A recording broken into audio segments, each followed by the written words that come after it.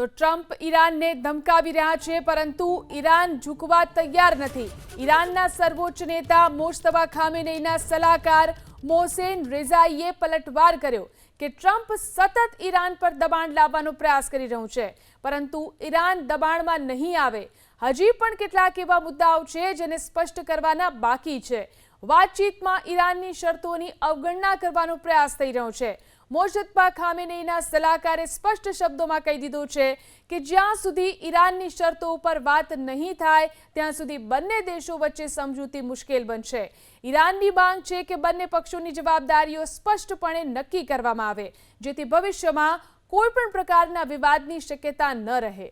હજી પણ કેટલાક એવા મુદ્દાઓ છે જેને સ્પષ્ટ કરવાના બાકી છે। વાતચીતમાં ઈરાનની શરતોની અવગણના કરવાનો પ્રયાસ થઈ રહ્યો છે। મોજતબા ખામેનેઈના સલાહકારે સ્પષ્ટ શબ્દોમાં કહી દીધું છે કે જ્યાં સુધી ઈરાનની શરતો ઉપર વાત નહીં થાય ત્યાં સુધી બંને દેશો વચ્ચે સમજૂતી મુશ્કેલ બનશે। ઈરાનની માંગ છે કે બંને પક્ષોની જવાબદારીઓ સ્પષ્ટપણે નક્કી કરવામાં આવે, જેથી ભવિષ્યમાં કોઈ પણ પ્રકારના વિવાદની શક્યતા ન રહે।